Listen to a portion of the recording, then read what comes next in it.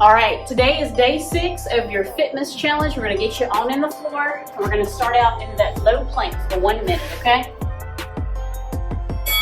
There's our timer, let's go. Hey, so I hope this program is benefiting you in some way, or at least challenging you.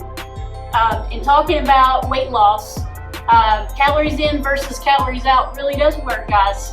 And you have to create a calorie deficit to lose weight.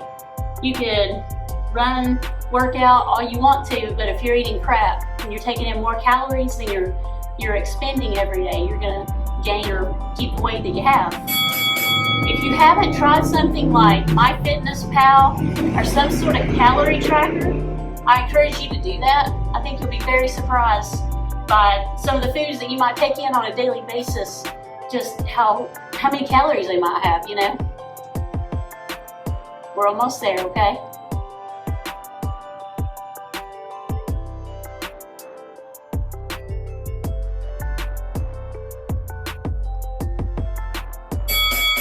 All right, let's take a 30-second break and I'll see you.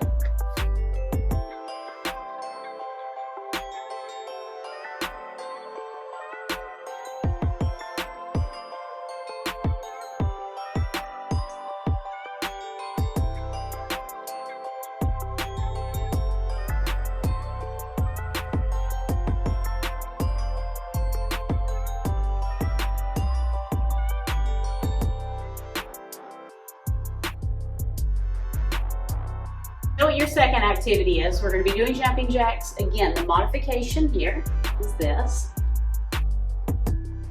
We'll get started here in about 5 seconds, okay? Ready? Let's go.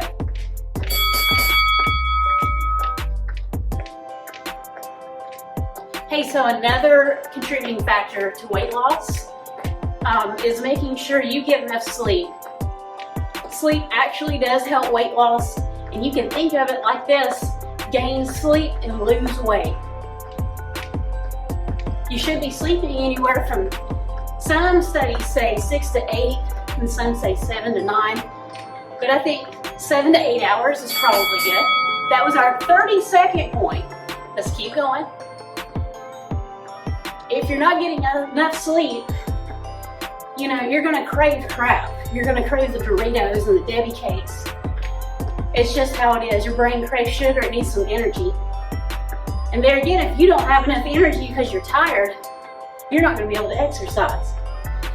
And if you have trouble falling asleep at night, exercise will help. All right, take a break.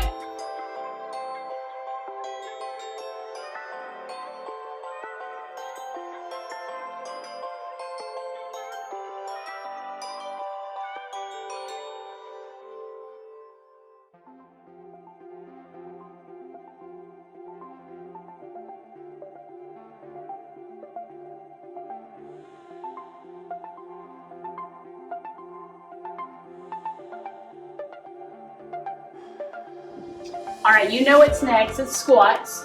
Again, a modification. If you've got a chair in your home or the side of your bed, anything you can sit on and stand up, maybe a kitchen chair.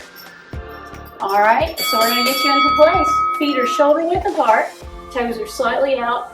I'm gonna slowly come down, let my bottom come down. I'm pushing up through my heels. I'm gonna keep my chest up and I'm not gonna lean forward too much. Try not to let your your knee go past your toes.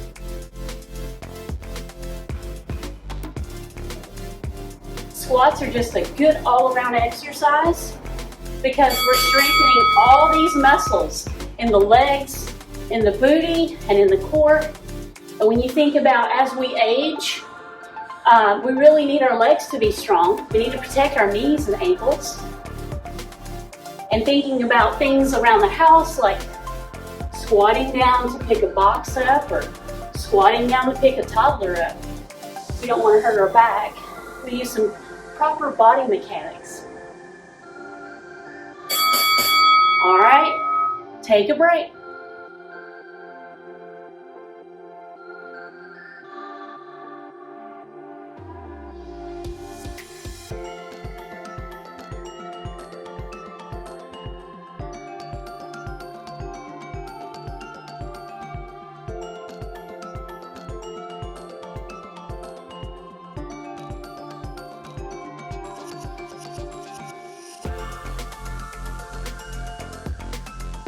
get you in the floor. We're gonna work on our high plank to low plank. Again, the modification is on your knees, up and down, okay? If you can't do that. Let's get into that high plank. I'm on my toes, my body is nice and straight. I'm gonna come down to my elbows. Always wanna keep my elbows directly under my shoulder. So the benefit of planks, they're just a great all-around exercise as well, just like I was talking about with squats, because they target your core, but you're working your entire body. And working your shoulders, there's our 30-second point.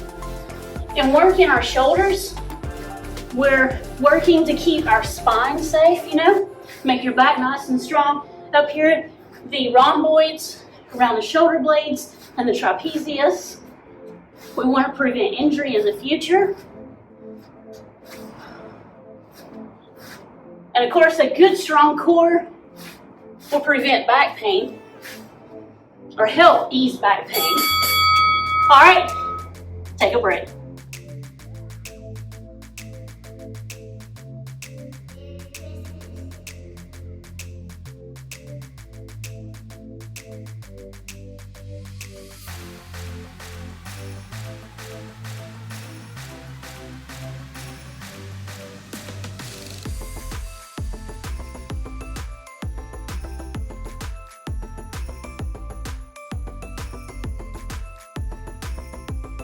We're going to get you in place for your glute bridge, and I just wanted to show you some bands. This is a rubber one and this was a cloth one.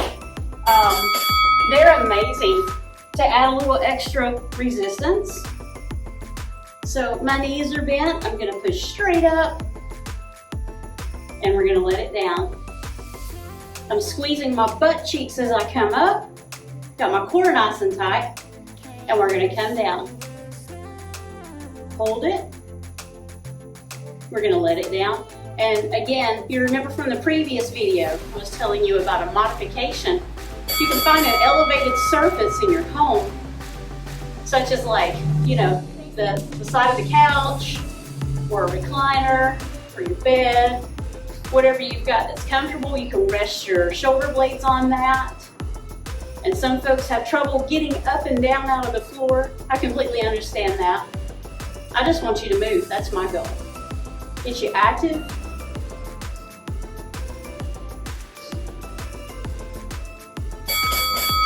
All right, you did it. Let's take a break.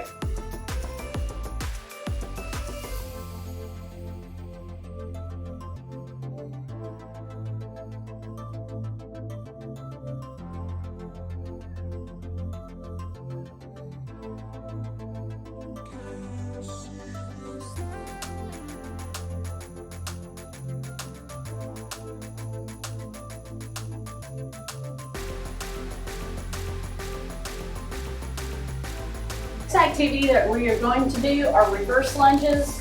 Those look like this. Now I'm going to show you what to do as a modification. You can sit like in a kitchen chair, grab a hold of the table, or put another chair next to you. Stand up on one leg, up. And you can do several reps on one side versus the other side. I'm going to take my time with this one. And as far as modifications go, you can also just not lunge back as far. All right, we've got about 10 seconds to go before we really get started. I just wanted to go in depth to show you some modifications so you don't injure yourself, okay? I'm gonna go all the way back, up. Now reverse lunges are a lot easier on your knees than say forward lunges. And also you're thinking about strengthening the glutes, the hamstrings. Also I'm engaging my core. As I go down here, I'm opening up my hip flexor right here in the groin area. Most Americans, and I've said this before, that's our 30-second point by the way. Most Americans, our hip flexors are tight because we sit too much. My goal is to keep you safe, but I want to get you moving, okay? When I go down, I'm also keeping my chest upright. I'm not going to lean forward.